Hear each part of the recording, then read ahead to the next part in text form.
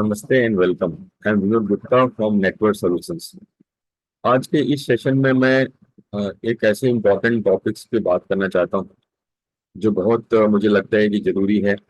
और वो है कि एक स्पाउस के पास जो है हम बहुत सारी चीजें हम अपने लाइफ में करते हैं स्पाउस के लिए। तो उनके उनकी एक इनकम, स्पाउस की एक income after a certain age किस तरीके का होना चाहिए, कम से कम मिनिमम अमाउंट जो है वो उन्हें किस तरह अगर आ जाए तो कितना उनको फायदा हो सकता है, कितनी सुविधा हो सकती है। वैसे तो लाइफ में जब हम एक्टिव रहते हैं तो हम सारी इनकम को, जो भी इनकम है मैं आज बताऊंगा टाइप्स ऑफ इनकम में, जो मैंने पहले भी बताया है और फिर बता रिवाइज करूंगा। तो हम सारी इनकम तो, जो हमारी एक्टिव इनकम है, हम मैनेज करते हैं अपने जॉब या प्रोफेशन से। और वो जो इसमें से जो इनकम आती है उसको हम मैनेज करते हैं, चाहे वो रेंटल इनकम आ रही हो तो उसको मैनेज करना, अगर उसमें से कोई इंटरेस्ट इनकम आ रही हो हमारे कॉर्पस से, कुछ हमारे इन्वेस्टमेंट से, म्यूचुअल फंड से, स्टॉक से, तो वो सारा हम लोग मैनेज करते हैं। उसके क्या टैक्स इम्प्लीकेशंस होते हैं वो सारा हम लोग देखते हैं ये सारा। तो उसके बाद हमें एक, we are just get a kind of regulated income हमें मिल जाती है जो हमारी फैमिली के लिए वो काम आती है। तो ये सारी चीजें हम अपने लाइफ में मैनेज करने के लिए कैपेबल हैं। एक सर्टेन एज तक जरूर मैनेज की जा सकती है। तो and as a male we are basically capable to manage all these income, और उसका जो भी इम्प्लीकेशंस है हम वो मैनेज कर पाते हैं। लेकिन एक अगर स्पेसिफिकली स्पाउस की बात करें तो वो ज्यादातर फाइनेंस में हम देखते हैं कि मैनेज करने के लिए ज्यादातर हम पर डिपेंड रहते हैं। और चाहे कोई भी इनकम आ रही हो, उस इनकम में क्या टैक्स आएगा, क्या जिसकी उसके इम्प्लीकेशन होंगे, वो सब हमें ज्यादा पता होते हैं। तो इसलिए मैंने एक कंसेप्ट आपको बता रहा हूँ कि एक स्पाउस के लिए मिनिमम अमाउंट का पैसा इस तरह आ जाए कि जैसे कि कोई बोलते हैं ना कि महीने की 1 तारीख को बैंक खुले और अकाउंट में, उनके अकाउंट में पैसा आ जाए, कुछ भी कोई खास प्रयास ना करना पड़े। तो उसको जानने के लिए हमें पहले टाइप्स ऑफ इनकम को एक बार देखना होगा। और टाइप्स ऑफ इनकम अगर हम देख लेंगे तो हम समझ जाएंगे कि ये मिनिमम अमाउंट ऑफ मनी जो है वो स्पाउस के लिए क्या फायदेमंद हो सकती है। तो that is basically we can get out of this session, आज के सेशन से। तो मैं स्टार्ट करता हूँ।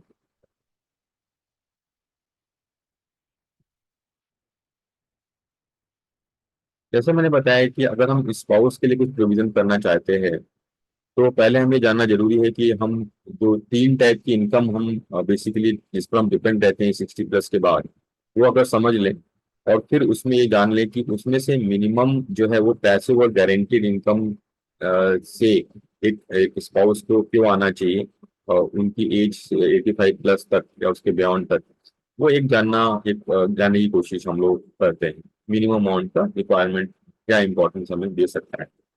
तो सबसे पहले तो हम ये समझ लें कि टाइप ऑफ इनकम जो उस समय हमें रहती है जब हमारी खुद की एक्टिव इनकम नहीं रहती, तो वो इनकम में हमें जो चीजें दिखती हैं उसके बारे में थोड़ा सा हम लोग देख लेते हैं कि उसमें पहला इनकम है सेमी एक्टिव इनकम।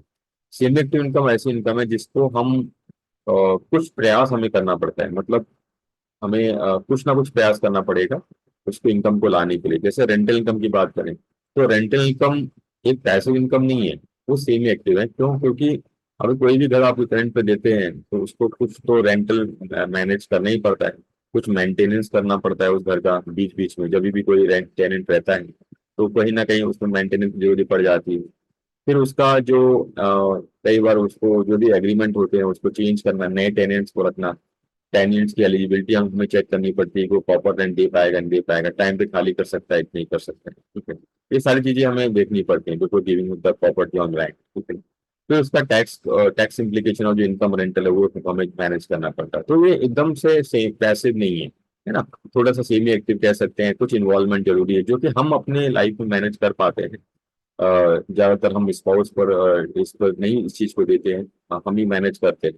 ठीक है, तो ये हो गया सेमी एक्टिव इनकम जो मैंने बताया है। और उसके बाद है passive income but not guaranteed. तो ये कैसी इनकम है कि समझे जो भी हमारे पास डिविडेंड आ रहा है कुछ स्टॉक के, या बैंक इंटरेस्ट फ्रॉम कॉर्पस हमने जो इकट्ठा किया है इतने सालों में, like FD, mutual fund, PPF वगैरह से, तो जो कॉर्पस आया उस पर जो इंटरेस्ट आ रहा है वो एक तरीके का इनकम हम इसको समझते हैं, हमारे लिए है अच्छी। ये तो सही है, कोई दिक्कत नहीं है। पर यही है कि वो जो कॉर्पस इकट्ठा हुआ है उसका एकदम से गारंटीड नहीं है कि उसमें से वो रेट ऑफ इंटरेस्ट पे वही इनकम आएगा। रेट ऑफ इंटरेस्ट फ्लक्चुएट होते रहते हैं, प्लस जो कॉर्पस इकट्ठा हुआ है वो किसी और एस्पिरेशन पे खर्च होने के चांसेस भी होते हैं। हमने कई बार देखा है कि एस्पिरेशन तो कभी खत्म नहीं होते लाइफ के, तो वहाँ भी है। फिर प्लस इसमें कई सारे जो जो इंटरेस्ट हैं वो और tax, there will be tax and not tax उसमें आएगा, तो टैक्स इम्प्लीकेशन चेक करना ये सारा। तो ये सब चीजें इसके अंदर आ जाती हैं ये इनकम में, जो पैसिव इनकम है लेकिन एकदम गारंटीड नहीं है। ठीक है, कुछ ना कुछ इसके अंदर हमें भी बेसिकली देखना पड़ता है कि कहाँ पर एक हमें 100% गारंटी मिल सकती है। ठीक है, ये सब चीजें भी हम अपना कॉर्पोरेट वहाँ पर रखते हैं। तो उसके बाद जो थर्ड इनकम है जिसके बारे में मैं सजेस्ट कर रहा हूँ, जो passive income, passive income guaranteed and that is government backed by government of India.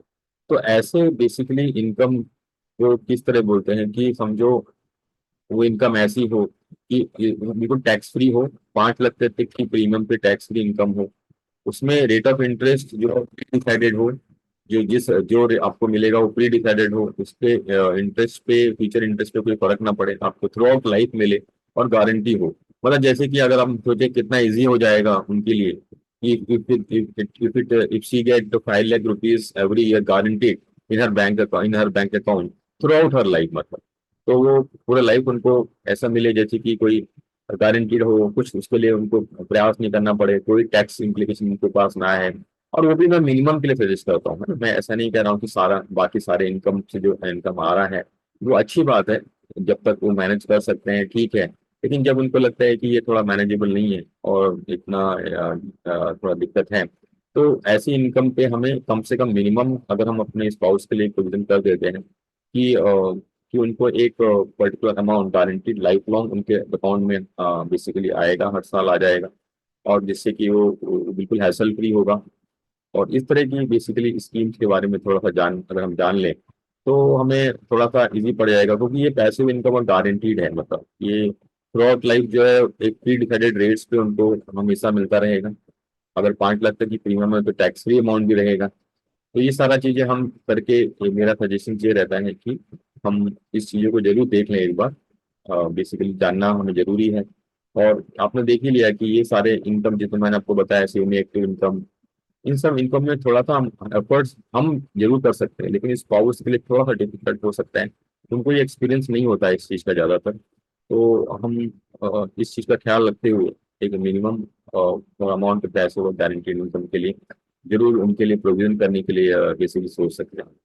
तो ऐसे प्लान्स की डिस्कशन के लिए थोड़ा डिस्कशन बहुत कम समय के लिए लगेगा, उसके लिए थोड़ा सा टाइम आपका बेसिकली मुझे चाहिए होगा। और मे बी 15-20 मिनट्स, तो मैं उसमें आपको इस चीज़ को एक्सप्लेन कर पाऊंगा।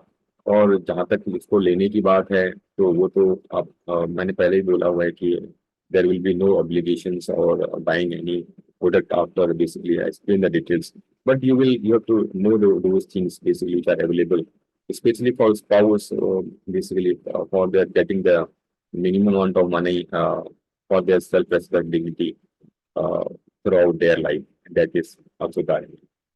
So I request you for an appointment with no obligation of buying. Thank you so much. God bless.